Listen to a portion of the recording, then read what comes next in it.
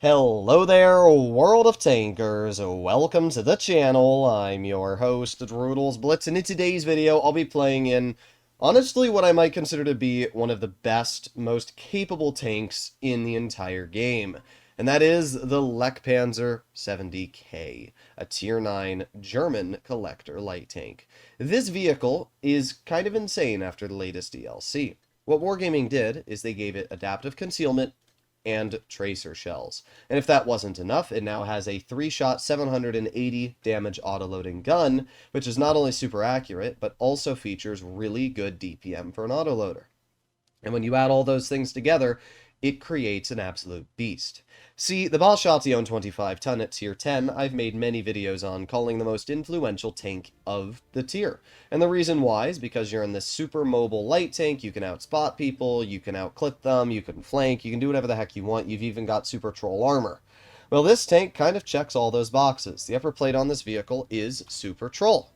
Not only is the upper plate super troll on this vehicle, but it has a tiny turret making it kind of goofy to hit. And when you pair all of that with the fact that this vehicle also has tracer shells, and the ability to get unspotted 3 seconds faster, and see who detected you, unlike the Batchat and these other light tanks, then yeah, I kind of say that this is an incredibly capable vehicle that can get the job done if need be. So let's see what we can do. Up against us, we have two mediums. It's an FE4 202, which we've already spotted, and a CS59. Okay. Well, we have something capturing the base. We have the CS59. Oh, and I'm spotted. I don't understand what the point of a bush is if I get spotted. My guess is that I got spotted through the bush because there was a little gap there, but that's still really stupid. It defeats the whole purpose of a bush doing the purpose of bush things. Okay, well, our prog's doing a terrible job right now. Bro has bled a lot of health, and the problem is I can't really do anything right now. You know, we got the Stridsvon in mid, and I have detected the enemy Progetto, which I do get a nice shell into. I get a second shell, and I don't get a third, but you know what? We've spotted that player for now 20 seconds, and that is exactly what you want from this vehicle, is that spotting mechanic, because it allows me to reposition my tank and get some decent bleeds into these players. So this player probably thinks they're unspotted. Unfortunately for them, I get one shell, not able to pen the second, but there you go. Nice shot into the Houri. That also now spots the Houri for 20 seconds. So you can see I'm just, keeping these enemies lit up. That Progetto can't really do anything to my tracer shells, and it's giving our team a huge advantage right now. The mouse is pushing, which is a smart play. The CS59 is over there. Not seen anything else. There's the T95. Interesting.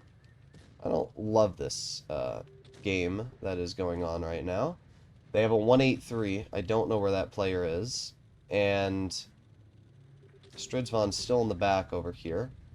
Stridsvon just got nuked, though. Okay. Well, 4202 still probably camping somewhere in the back. I'm really tempted to flank. Yeah, you know what? Screw it. I'm going to do it. I want to flank into the enemy spawn, but I felt like it would take too much time. But honestly, I don't think it's a bad play. I think if I head all the way over here, first things first, I might be able to hit the enemy from this position. The enemy Stridsvon, which... Oh, interesting. I did not hit the Stridsvon with that shot. I didn't mean to hit somebody else, but I definitely did not hit the Stridsvon with that shell. But there you go. We get some damage into the CS59.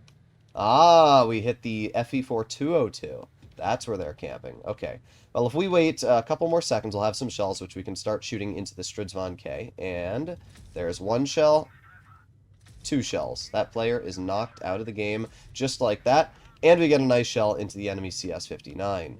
So we've already done a lot of damage at this point. And that's all pretty good stuff. Now what I can do, because our team has lost base B, I can actually move my tank a little bit back over this way and see if we can detect base B, which we have. There you go. And let's wait. There you go. Get one shell into that, two shells into that. There you go. I don't think that Progetto's enjoying our company. And again, I can see if I'm spotted. If I was detected, I would have backed right off the hill, but we're playing this game exactly to a T on how we should. We're stopping the enemy from capping bases. I'm bleeding them out when they try to make plays. And in return, we are the ones completely dominating this battle right now. So there's the enemy Progetto once again, and I'm going to wait for them to, there you go, get in the cover a bit. I probably should have positioned my tank a little bit better there, but it's fine, because now that Prog is a one clip. And that gives me some huge advantages, because I don't need to worry too much about them. So there you go. Prog gets taken out from our assistants. That player's gone. I don't need to worry about them anymore. Let's see what else we can do. Let's see what else we can do. We got our whole team, and I wonder if that CS will be spotted. If the CS is spotted, we can potentially hit them on this ridgeline, but it doesn't look like they're going to be. There's the T95. Oh, there's the CS. Okay, so if we chill right here, what is that CS doing? I don't know what their big brain plan is here. But I'm hoping that eventually they kind of back up, and that would give me the opportunity to bleed them out. Doesn't look like they're going to do that just yet, though. Come on. You know you want to. They're so close. So close. Oh, well. Alright, let's see if we can find that 183. At this point, the game is ending pretty quickly, and CS is still getting bled. I don't really care about that guy. I wonder if that 183 is over here. That's the first question. So if I move all the way back into the corner. Now, there's no way the 183 is over here, though. Oh my god. Well, there's the Houri. Bye-bye. I'm glad I went over here. I am very glad I went over here. Because if I didn't, there would have been some little beetle bugler rat Houri in the back. Alright, well, there's the enemy 183. One sec. I will answer that in just a moment. My mom is calling me, so I will answer that in just a second. There's one, there's two, there's three. Looks like the 183's AFK. I like how my team's complaining that apparently I'm like not doing my job as a light tank. Report the Lech Panzer! Even though I killed the Houri and the 183 by flanking, I was able to stop the enemy Progetto from capturing the base, killed that player from assistance damage. It's just ironic how people have no clue how to play the game, and instead of learning that their light tank's actually doing the role of a light, which is flanking and giving the team advantages, they just complain. It's kind of goofy. Either way, pretty good first battle for the Lech Panzer. I'll call my parents, and then we'll do a second game. Alright, we're back, and I'm on Yukon. I like this map. I don't love it.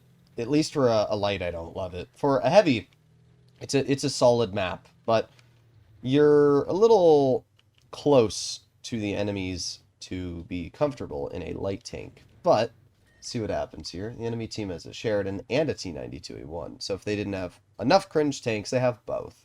That's really lame, but we can already see the Sheridan. And because of that, I'm going to push up fairly aggressive here. There is the 50 TP, making a very interesting maneuver.